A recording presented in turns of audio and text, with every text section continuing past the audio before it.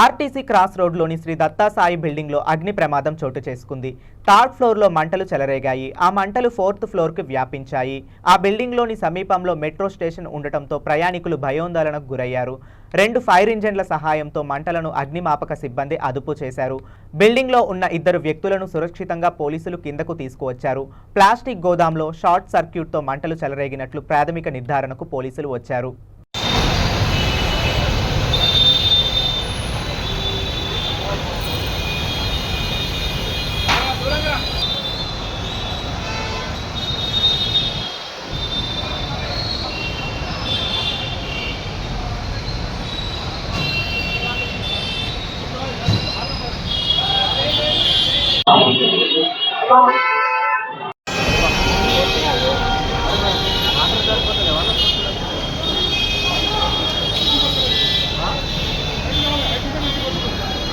వచ్చింది కానీ